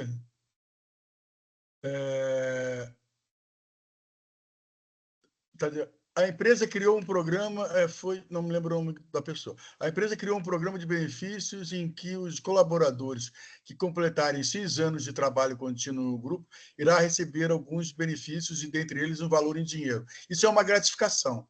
Sim, é passivo de contabilização. Ele se enquadra dentro do benefício de longo prazo, com critério atuarial. Qual seria? Os eventos passados já ocorreram, aqueles que foram pagos. Outros acontecerão no futuro. A empresa tem a experiência disso, que é a rotatividade. Então, da mesma maneira que nós temos hoje condições e provisionamos algo que não aconteceu, como um pagamento de uma renda no futuro, que vai durar 15, 20 anos, só vai durar 15, lá à frente 15, 20 anos, o pagamento de uma única vez sendo feito, como pagamento de uma gratificação ou uma multa do FGTS, que é um pagamento único, você tem condições fáceis de explicar com base no histórico de rotatividade. Perfeito. Marcos, só para destacar, quem fez essa pergunta foi o Marcos André Bossononi. Tá? Ele está aqui ao vivo aqui nos acompanhando. Muito legal, gente. Bom, a gente tem mais algumas outras perguntas. Você que está nos assistindo, nos ouvindo aqui direta e indiretamente, por favor, façam suas perguntas no chat, façam seus comentários. Tem um comentário muito legal aqui da Liliane, que ela comenta assim, viu, pessoal? Olha só, a explicação do Marco foi excelente. É necessário fazer as provisões para que as empresas sobrevivam no mercado tão competitivo. Quem lê as demonstrações já terá a visão de que há comprometimento em relação aos benefícios aos empregados e a avaliação do valor da empresa será mais acertada. Obrigada, Lilian, pelos comentários, muito, muito importante. E acho que temos aqui alguns outros temas relevantes. Eu vou passar a palavra agora para os nossos convidados também, para discutir essa questão que foi, de forma bem direta, colocada aqui pelo Marco, que é a questão da multa do FGTS, né? Que contabiliza ou não contabiliza essa questão. Queria ouvir o Leandro, queria ouvir também o Arnaldo sobre esses aspectos, que eu acho que é uma discussão importante aqui sobre o ponto de vista do CPC 33. Estamos aprendendo demais aqui, muito legal, muito bom. Eu só queria falar um comentário antes, em cima do que o Arnaldo comentou, porque exatamente nesse momento que não existe uma definição clara, Arnaldo, não existe uma obrigatoriedade da empresa fazer. Nós estamos falando aqui sobre conceitos, né? Porque muitas vezes o cara não entende porque tem que contabilizar o plano de assistência médica, né? Pô, como é que eu vou contabilizar o plano de assistência médica se ele, como sai da empresa, ele paga 100% do plano, né? Ele tem que contabilizar porque ele paga 100% do plano, mas quando ele usa, afeta a sinistralidade do plano. E aí, uma internação que custou 300 e poucos mil, uma outra procedimento que custou tantos milhares de reais, vai impactar o custo, porque a operadora não vai ficar no prejuízo. Aquele R$1.000 que ele paga do plano não é suficiente para isso. É que muitas empresas, Arnaldo, não estão, apesar de não estarem contabilizando, o RH está solicitando a avaliação da multa até para saber qual é o custo que ela pode vir a ter, entendeu? Perfeito. Dentro daquilo gerencialmente, né, que você comentou. Então, deixa eu ser breve aqui, se me permite, Leandro, só para dar uma posição novamente aí. Concordo, Marcos, que você está falando. Mas, veja bem, na realidade, quando a gente olha o CPC 33, é importante ter noção clara de que ele está muito alinhado com o CPC 25, que fala sobre as provisões. Então, assim, não faz sentido para mim você simplesmente contabilizar a multa do FGTS a bel prazer. Olha, eu vou contabilizar ou não vou contabilizar, porque eu entendo. Existe uma regra, eu vou usar um pouco dessa experiência para vocês daqui, o que acontece com algumas empresas. No caso, que é a empresa que a gente trabalha, existe um acordo para um determinado grupo de funcionários que necessariamente irão, após seu desligamento, ter o direito dessa multa. Então, isso é um acordo, é uma cláusula legal. Então, a partir daí, uma pessoa que está demitido, mas está ainda trabalhando, ele tem esse benefício garantido, ou seja, mesmo ele pedindo as contas, ele receberá como demitido fosse. Ora, daí não dá para negar o reconhecimento dessa obrigação. Em relação à provisão, aí discordando um pouco do que o nosso amigo falou há pouco tempo aí, de que é bom para quem é bom. Olha, depende muito, porque muitas vezes é bom para o auditor, que o auditor adora isso, né? Qualquer dúvida, não, joga lá no resultado. É isso aí, me permita, assim, não são todos auditores, obviamente, né, para não denegrir mais de todos, mas muitos acham que se há uma possibilidade de provisão, joga no resultado. E não pode ser assim. Porque eu acho que o princípio básico de nós, enquanto profissionais da área, é ter a condição de olhar de igual para igual qualquer administrador para discutir assuntos ligados à movimentação patrimonial de uma empresa. Porque senão o que vai acontecer é exatamente isso. O cara bota você de lado, deixa você lá contabilizando para atender a legislação contábil, o auditor, e começa a discutir com outros profissionais. Então, a questão de lançar ou não da despesa é um critério necessário que perpassa por uma série de premissas que validam ou não esse entendimento. E agora, eu acho que há ainda essa possibilidade. Se é uma coisa de longo prazo, o que poderia acontecer é, como por exemplo que eu falei, da questão do Ediacal, é você ter a opção de falar, olha, eu reconheço esse passivo, agora não vou lançar no resultado. Eu lanço lá no meu PL e, com a base da minha expectativa de desembolso, que eu preciso provar quando vai acontecer, eu vou baixando do meu PL e jogando resultado. Seria uma coisa mais confortável, porque você teria essa opção. Mas, nesse momento, você não tem essa opção, você tem que despesar. E esse é o ponto, para mim, que acaba trazendo esse ponto de controvérsia os administradores de grande companhia. O meu ponto só sobre isso aí é o seguinte, né?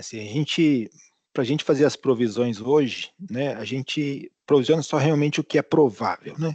Considerando o CPC 25. E hoje a dinâmica de mercado, em termos de você olhar os colaboradores que entram hoje, né, com o pessoal mais jovem, dificilmente esse colaborador ele entra com a perspectiva de se aposentar nessa empresa. Então, assim, para você acertar nessa provisão e você não inchar teu balanço, eu acho que fica muito vulnerável, sei lá, a um cálculo que talvez a gente não consiga acertar para a gente estar provisionando e estar colocando no balanço essas situações. Acho que talvez na empresa que eu estou hoje, você vê que tem bastante pessoas de muito tempo atrás, né? Bastante tempo de casa. E hoje você já não encontra isso nas pessoas que estão entrando, né? Você já vê que as pessoas são pessoas de mercado elas entram que talvez a gente não enxerga assim uma perspectiva que essa pessoa vai querer se aposentar na empresa, como são as pessoas que talvez eu tenha hoje até na minha equipe, né? Então, assim, isso que eu vejo a dificuldade da gente fazer uma provisão de colocando no balanço números que provavelmente não acontecerá, né? Assim, ou dificilmente a gente vai acertar, vai calcular o número com assertividade. É mais nesse sentido, né, que eu penso sobre a provisão, né? Se for colocar no fio, né, no cara crachá da regra, a gente tem que colocar no nosso balanço tudo que realmente às vezes nunca vai acontecer. Então, acho que por isso que eu acho que a essência sobre a forma a gente tem que ir avaliando empresa a empresa, né, e vendo a realidade de todos. Perfeito. Tem uma pergunta que eu acho que no bojo dela você já... Arnaldo estava falando, mas desculpa. Obrigado. Só para dar Perfeito. uma complementada, Leandro, eu acho que você começou muito bem a sua fala. E aí esse é o ponto de discussão, é o ponto de partida. É possível, é provável ou é remoto? Qual é o status? Essa é a leitura que se faz sobre alguma provisão. Obviamente, se eu leio e entendo que ela é provável, aí não tem dúvida. Eu acho que é possível uma discussão, porque, obviamente, você pode só colocar em notas explicativas. Se é remoto, esqueça. Então, existe uma base técnica em que você possa se debruçar e aí sim discutir com os administradores. Isso aqui, essa multa está sendo lançada porque ela é provável que vai acontecer por esse motivo. Aí o administrador vai entender. Não foi simplesmente assim, não, é porque pediram, porque há um entendimento. Não, existe uma lógica, uma técnica, onde a gente falou, você está alinhando aí o CPC 33 com 25. Então, é provável. Se você definiu que ela é provável, é porque, de fato, ela vai acontecer. Eu tenho um comentário a fazer sobre isso aí. O Marco já está arrancando os cabelos, já quer matar a gente, Arnaldo. Estou enrolando aqui. Não, essa questão do provável possível remoto, eu tenho recebido já de algumas empresas alguns questionamentos de empresas de auditoria que, olha, não aceito esse possível provável remoto, porque ele é super subjetivo, né? O caso, nesse caso específico, de uma empresa, não é CPC 33, uma empresa teve um problema, né, um tremendo de um prejuízo, porque teve um acidente e ela teve um prejuízo de 100 e poucos milhões. E acionou a seguradora. Olha, 100 e poucos milhões.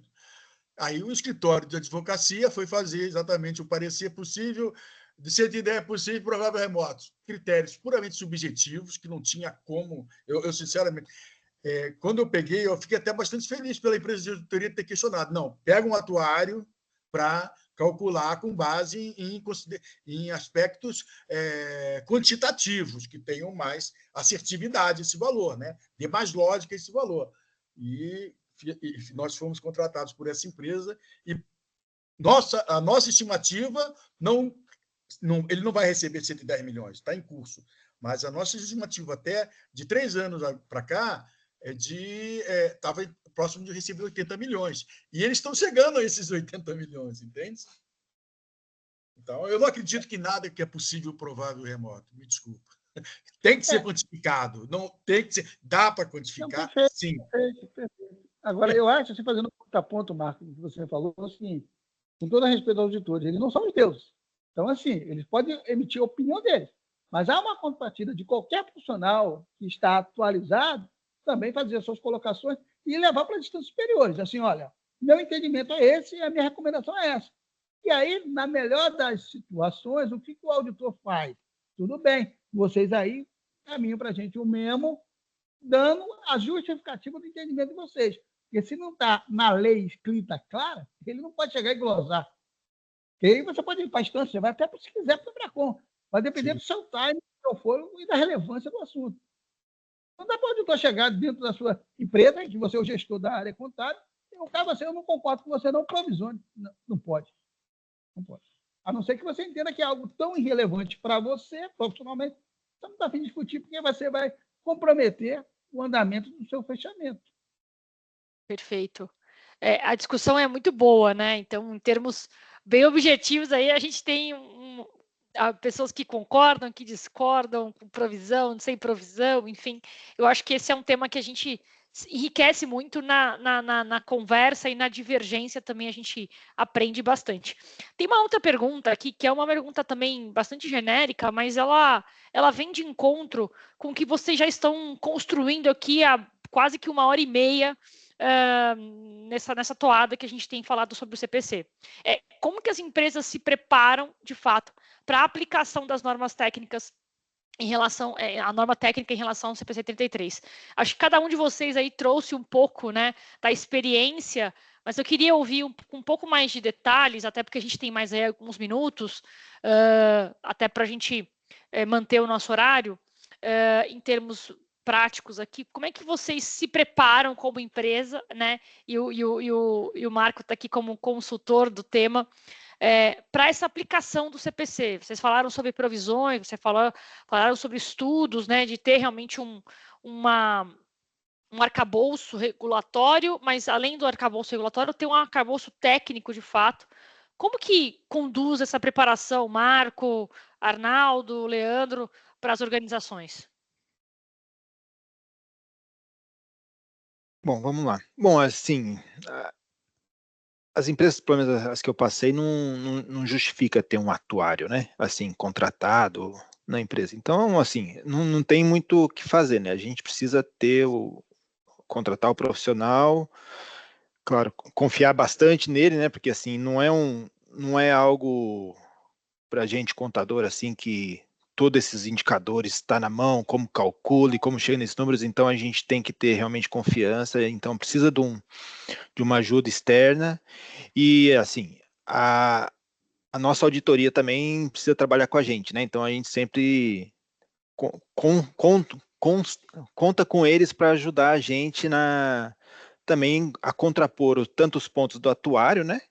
E a gente também e a gente chegar na melhor provisão possível, né? Para o número mais assertivo. Então, assim, não é um pouco inevitável a gente, pelo menos nas empresas que eu passei, a gente contar com ajuda profissional externa, né? Não tem muito o que fazer.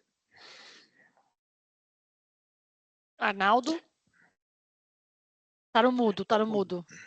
O que a gente está, Gladys, o que a gente está tentando fazer é tentar aprofundar um pouco nos cálculos, né? Então a gente está procurando uma ajuda, né? Até para a gente se aprofundar um pouco nos cálculos dos atuários, né? A gente não quer ficar um profissional disso, mas a gente quer ter um pouco de capacidade para poder questionar, né, e criticar os números também, porque tem muita coisa que a gente não consegue falar se está certo ou está errado também. Então, é muita especialidade, né, assim, no processo do cálculo, né? Então, a gente precisa aprofundar um pouco esses treinamentos. Tranquilo, tá bom. Eu sigo aí gênero, número e grau, a colocações de Leandro, entendeu? Primeiramente, sai uma norma, você procura buscar ter um entendimento, mesmo que superficial, inclusive contratando algumas pessoas que já têm experiência, e aí calibrar se você entende que pode assumir aquilo na sua totalidade, ou se obrigatoriamente seria mais tranquilo para você contratar um profissional que possa fazer todo esse trabalho, obviamente, você, pelo menos, com algum nível de conhecimento para participar de um diálogo, de um debate, para que você não fique totalmente vendido sobre aquele assunto, já que você é o gestor dessa cadeira, né? E desse quesito aí. Então, assim, concordo, gênero, número e grau com você, Leandro. Maravilha. Eu ia dizer que eu concordava em gênero, número e grau, mas não concordo em gênero, número e grau com o Leandro. Porque eu acredito, aí eu estou aqui como diretor do Instituto Brasileiro de Atuária, eu acho que você está vendo o atuário apenas como um profissional que faz cálculo de provisão, mas o atuário é o profissional de risco. Então, além desse tipo de trabalho, o atuário pode fazer parte, sim, de uma organização, avalia outros tipos variados de riscos, como a questão da carteira de seguros. Será que você está segurando de forma correta? A gente está vendo no Rio Grande do Sul agora, muitas pessoas vão ficar a ver navios, porque exatamente não se fizeram bem as pessoas, por exemplo, nesse podcast, eu comentei que a grande maioria das pessoas não tem cobertura para o que aconteceu lá, porque contrataram coberturas básicas. 85% das empresas vão ficar a ver navios, né? Porque acreditaram no que foi vendido pelo corretor, nada contra o corretor, mas teria que ser um profissional especialista para fazer isso. Isso vai mudar um pouco do ponto de vista cultural, o posicionamento. Então, eu incentivo que as empresas contratem atuários, tá? Eu acho muito importante, porque ele é especialista em risco. Né? Mas continua em linha com o que o Marcos falou, o Leandro falou, não mudou em nada. Não estou dizendo ele tem a necessidade da contratação. Não precisamos ter um atuário aqui. Olha, eu sou... eu não entendi por essa forma. Ele falou que ele entende que para o trabalho em si não precisa ter contratado como funcionário, pode ser como terceiro. E no fim do jogo era a mesma situação. Eu só coloquei o ponto para destacar a importância da classe. Está valorizando, tá valorizando o time dele ali, Arnaldo.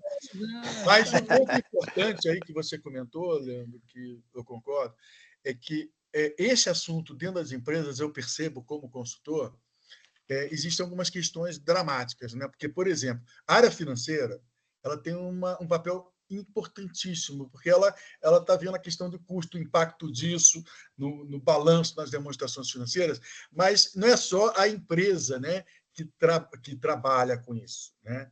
Não é só essa parte da empresa. O RH é bastante envolvido. E o RH trabalha com dados confidenciais, esses dados não podem ser passados de qualquer forma, né? Eu, normalmente, como consultor, eu peço as informações das empresas sem que seja identificada essas pessoas, né? Mas existe esse conflito, né, que é importante. E, do ponto de vista que eu vejo hoje, que as empresas devem se preocupar muito com relação à questão do plano de assistência médica. Porque quando o empregado sai da empresa, a minha experiência é que a grande maioria das empresas, eu estou falando do artigo 30 e o artigo 31, que são os geradores de passivos de obrigações atuariais. O empregado sai da empresa.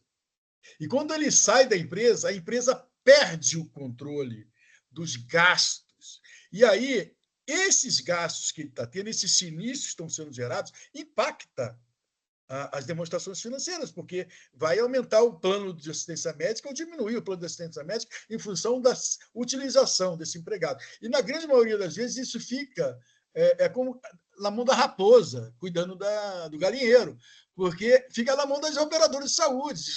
E nós sabemos que é um setor que mais tem fraude, é o setor de saúde. Né? Você vai fazer um exame médico, um laboratório, você assina um papel em branco.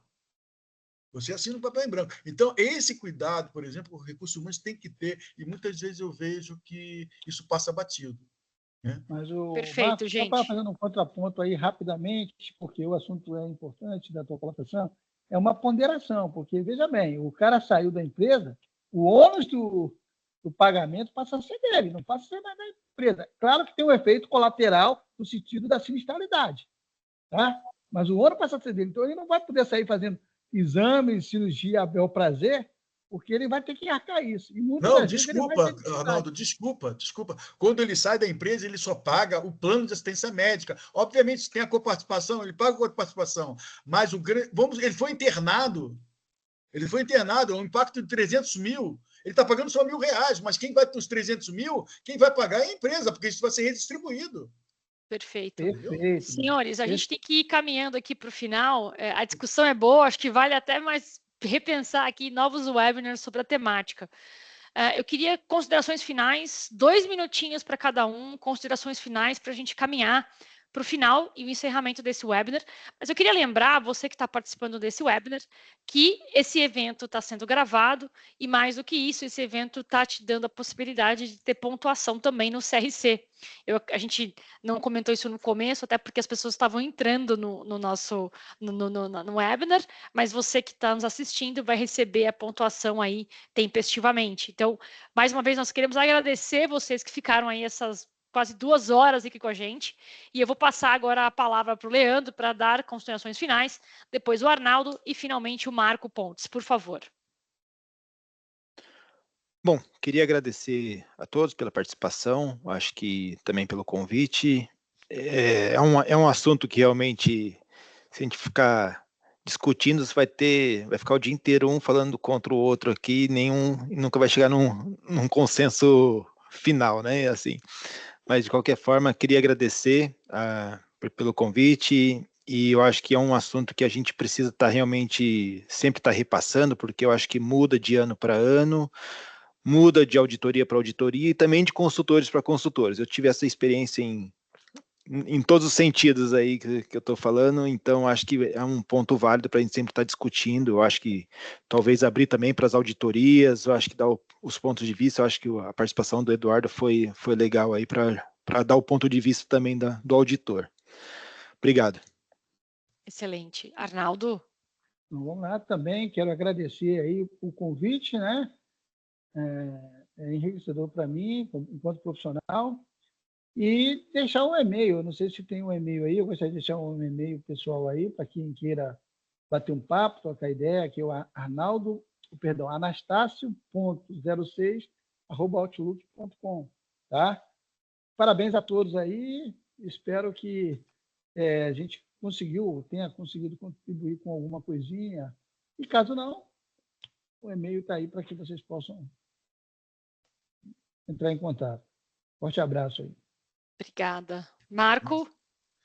Bom, eu quero aproveitar para agradecer a todos vocês pela oportunidade de poder compartilhar esse tema. É um tema importante dentro das organizações. E me colocar à disposição, caso queiram tirar alguma dúvida adicional. Eu vou deixar aqui escrito o meu e-mail, que eu deixei errado, para que vocês possam acessar quando precisar. E Perfeito. também a Gade sabe como fazer chegar até mim. Sem dúvida. Na verdade, a gente agradece a todos que estão aqui participando até agora. Mais uma vez, estamos bem contentes aqui de poder compartilhar esse conteúdo, de ser uma empresa que impulsiona, né, de fato, conhecimento, e esse é o nosso mote aqui. Estamos sempre à disposição para contribuir na jornada de vocês, de aprendizado, e estamos muito felizes e gratos aí pela presença de todos. Muito obrigada aos convidados, muito obrigada ao Marco por dividir conhecimento, e a Tática também está sempre à disposição. O nosso site também eu vou deixar aqui disponível para vocês, para que vocês possam entrar. E, finalmente, para a gente não se alongar tanto, a Tática também possui um blog. Esse blog tempestivamente com conteúdos robustos, com conteúdos que são desenvolvidos pelos nossos sócios, em parceria também com as empresas da Alinea Global Brasil, muitos temas relevantes, e a gente quer aí que vocês sempre possam estar atentos e compartilhar, é melhor, né? Sempre melhor aqui o conhecimento. Senhores, muito obrigada, um excelente dia para vocês. Eu encerro aqui com o nosso vídeo institucional e um grande abraço para vocês. Até logo. Até logo. Até mais, tchau, tchau. Tchau, tchau.